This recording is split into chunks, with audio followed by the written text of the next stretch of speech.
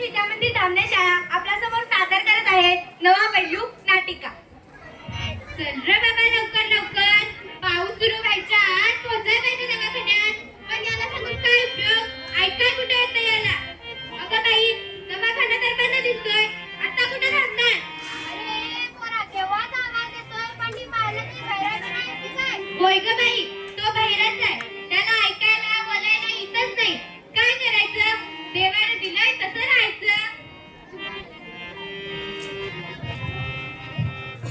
कोणत्या गावाला जायचं आजी, पाऊस तर फार पडतोय। कोण ग बाई तू? माझं नाव आहे वत्सला, शिक्षिका आहे मी। असं होय, मला वाटलं तू एखादी डॉक्टर असशील, ज्याच्यासाठी मी शाळा झाले होते। दवाखाना तर बंद दिसतोय, काय करावं कळेनाच झालंय बघ। एवढ्या पावसात कुठे जाता आजी, या वादळात झाडं बिडं रस्त्यात पडतात, त्यापेक्षा तुम्ही ना घरी चला। नको, प्रिया पोराची आई वाट बघत असेल, पाहू द्या।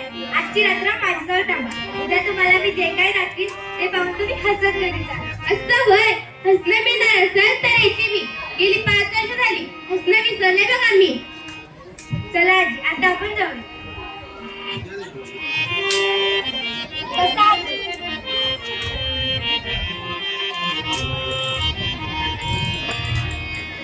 पाणी घ्या बाळा, तू पण घे।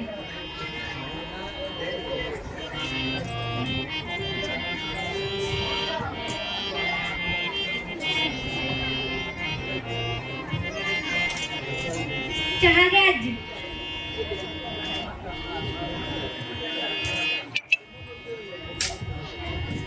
नागवाची काळजी तर अजिबात करू नका। अगं पोरी, आमच्या गावाकडे असं पहिलं मुका कोणीच नाही, त्यामुळे आम्हाला हा धक्काच बसलाय। काय करावं? ऐकायला येत नाही म्हणजे सारंच संपलं असं नाही। शहराच्या कानांनी तपासणी करून वेळेत शहरात पाहिला असता तर त्याचा शहरांच्या दिले असते, तर आतापर्यंत ऐकू बोलू शकला नसता। ते वेळीच पाहायला पाहिजे होतं। मुलाची पहिली 5 वर्ष म्हणजे भाषा शिकण्याचं वय असतं। चला आता आपण जाऊया।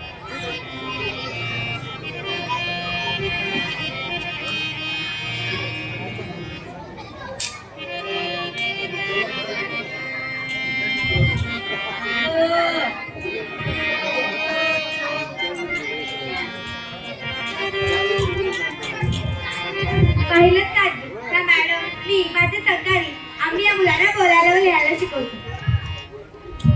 चला मॅडम, काय कोण आहे? मॅडम, यांचा नातू बहिरा आहे। आजी, हे पहा, हे श्रवण यंत्र, हे कानात घातल्याने मुलाला आवाज ऐकत, आपल्या ओठांच्या हालचाली पाहते व तसेच बोलायचा प्रयत्न करते।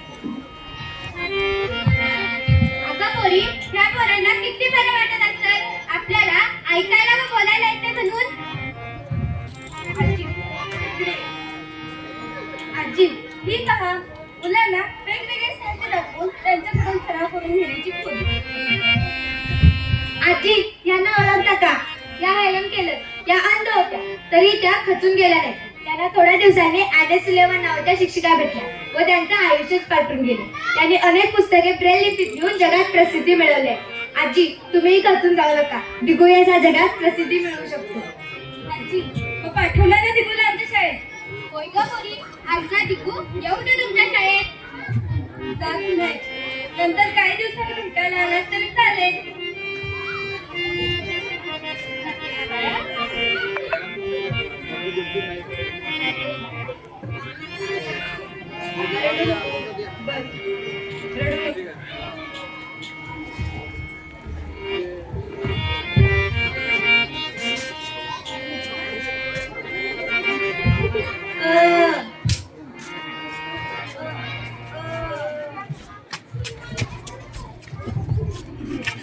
चला मुलांना, आता आपण दुसऱ्याची सराव करूयात।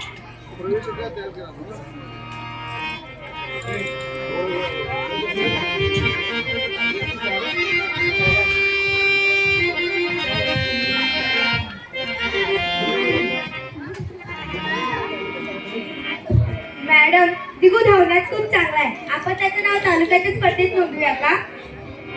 हो तर, आपण त्याच्या चित्रकला गुणांना नाव देऊन बघूया। चालेल, मी त्याला स्पर्धेला घेऊन जाते।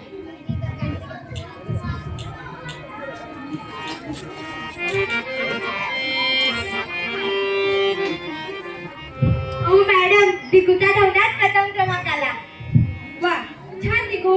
जी मुले बोलकी असतात ते हसतात, खेळतात, वाचतात, बोलतात, पण ज्यांच्या वाटेला बहिरेपणाचं मुकीपणाचं दुःख आले आहे त्या मुलांना कोण शिकवणार?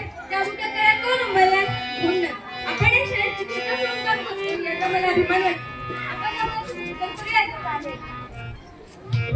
ओ मॅडम, रिक्षा चालवणारी सध्या तिची नुकतीच परीक्षेतून शिक्षण विस्तार अधिकारी पदी निवड झाली आहे. आपण तिच्यासाठी सत्कार ठेवूया का? चालेल, मी तिला आमंत्रण देते.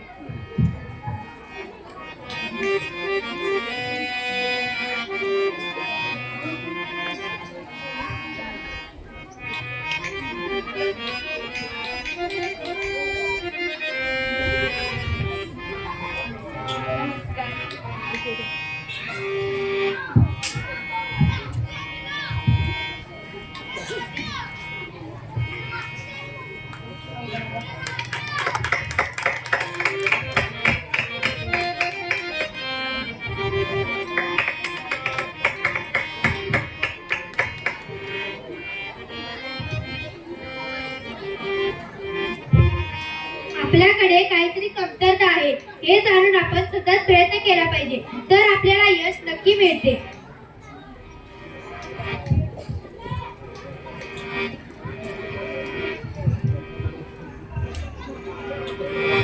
नमस्कार आजी. नमस्कार. ओळखलं का मला? हो, ओळखलं. पेपरात फोटो बघितला आणि धावत पळत आले बघा. गावात सगळेजण दिगूचा जय जयकार करतात. मॅडम, वत्सलाबाई, आमच्या गावाकडे अशी बहिरांची